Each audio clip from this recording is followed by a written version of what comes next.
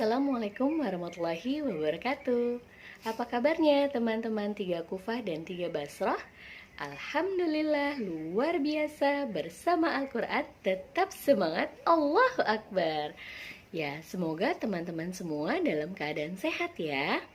Teman-teman, masih ingatkah cerita Rasulullah Shallallahu Alaihi Wasallam yang menyuapi seorang Yahudi yang tunanetra?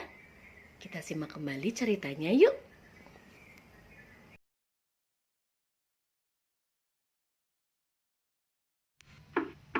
Assalamualaikum. Waalaikumsalam. Siapa? Aisyah, ini aku, ayahmu. Oh, ayah. Silahkan masuk.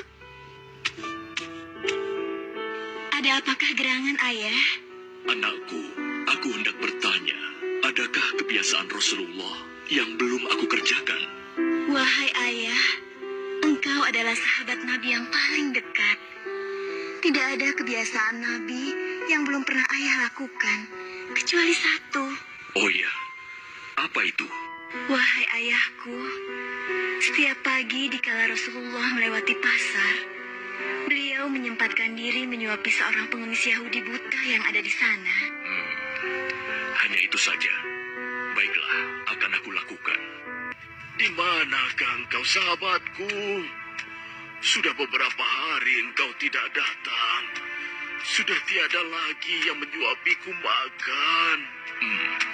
Mungkin itu orangnya. Engkaukah itu, sahabatku? Sudah lama engkau tidak datang. Duduklah. Mana makanan untukku? Aku sudah lapar. Cepat, cepat. Kau tahu tidak kabar tentang Muhammad si pendusta itu? Aku dengar pengaruhnya semakin luas. Entah sihir apa yang dia gunakan.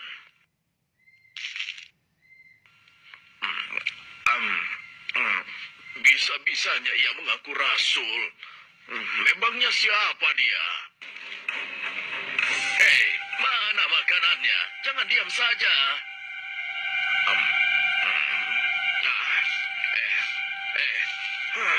Kau kasar sekali.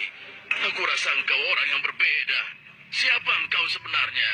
Aku orang yang biasa memberikanmu makanan. Bohong. Engkau bukan orang yang biasa mendatangiku. Kenapa? Engkau berbeda. Orang yang biasa mendatangiku selalu menyapaku dengan lemah lembut. Ia menanyakan kabarku, membesarkan jiwaku, dan menyuapiku dengan penuh kesabaran dan kasih sayang.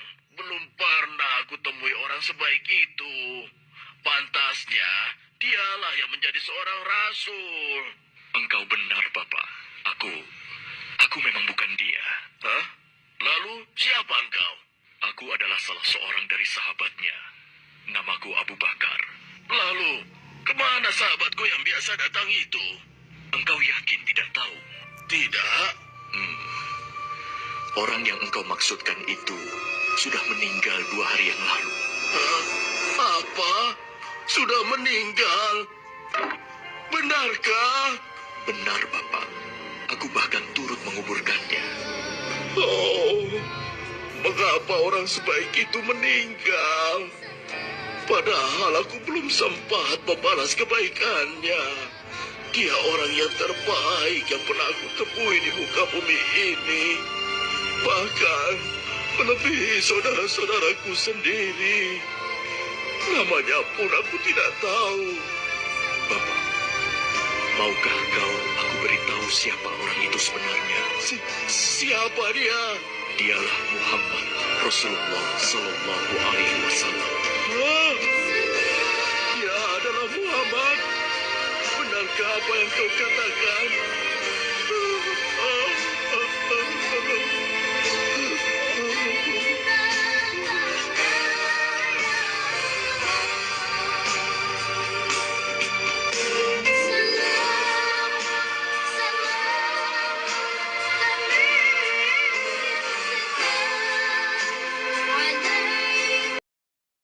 Nah, bagaimana ceritanya teman-teman?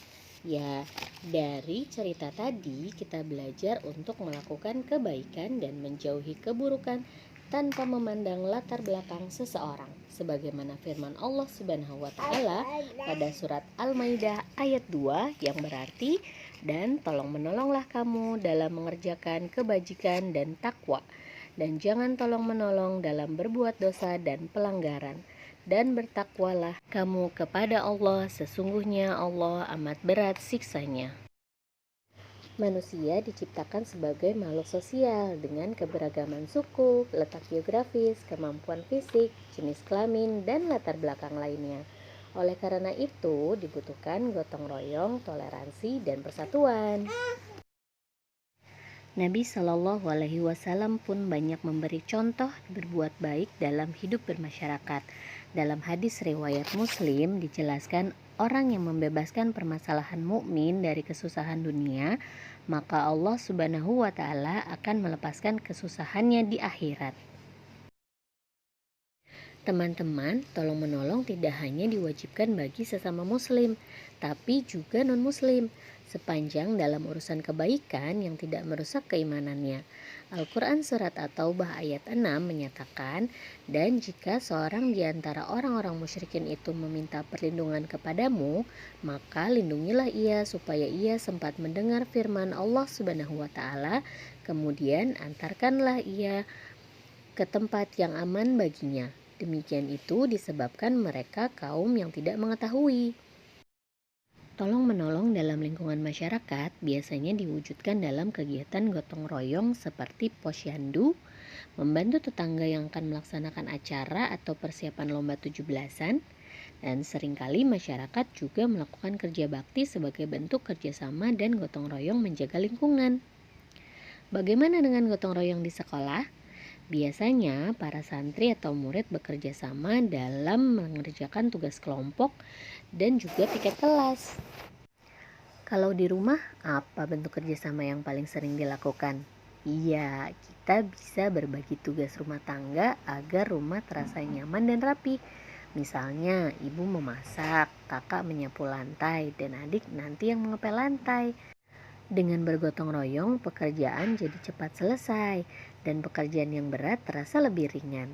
Ini juga merupakan pengamalan Pancasila loh. Teman-teman tahu tidak sila keberapa? Iya, sila ketiga. Selain meringankan pekerjaan, gotong royong juga menciptakan kerukunan antar sesama. Nah, sekarang coba teman-teman amati gambar yang ada di buku tematik halaman 138. Kira-kira gambar mana saja ya yang menunjukkan kerukunan? Ada kesamaan dari contoh-contoh kegiatan gotong royong yang tadi disebutkan, yaitu menjaga lingkungan agar selalu bersih dengan melakukan kegiatan seperti kerja bakti atau piket kelas. Ini semua demi menjaga bumi. Teman-teman tahu tidak kenapa kita harus menjaga bumi? Bumi adalah tempat di mana kita bisa mendapatkan kebutuhan utama kita seperti udara, air, dan makanan. Teman-teman bisa bayangkan jika bumi kita rusak, kita tidak bisa lagi mendapatkan udara segar, air bersih untuk diminum, serta makanan yang sehat. Apa saja ya yang menyebabkan bumi kita rusak?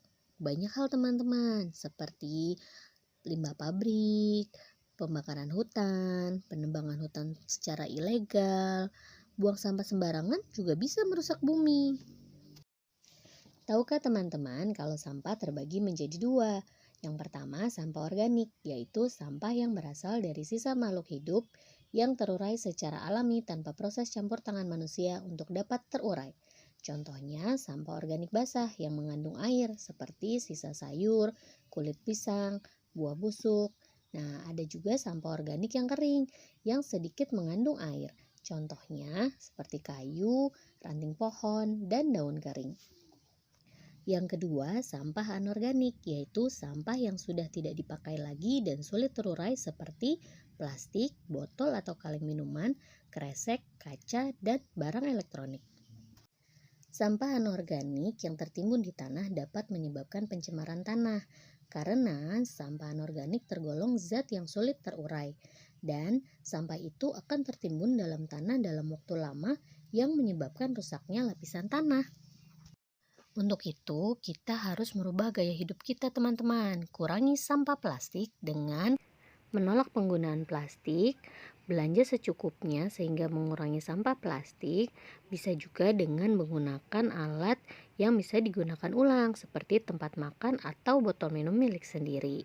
Dan kita juga bisa mendaur ulang sampah sehingga menjadi barang yang lebih bermanfaat. Selain itu, kita juga bisa mengolah sampah dapur menjadi kompos sehingga mengembalikan zat organik ke alam untuk menyuburkan tanah. Sekarang kita cari tahu yuk teman-teman, berapa banyak sampah anorganik yang kita hasilkan selama 1 pekan. Silakan teman-teman membantu Umi dan Abi di rumah untuk mengumpulkan sampah anorganik. Nanti akan kita lihat berapa banyak jumlahnya yang kemudian bisa kita serahkan ke bank sampah atau bisa juga kita berikan kepada para pengumpul sampah anorganik.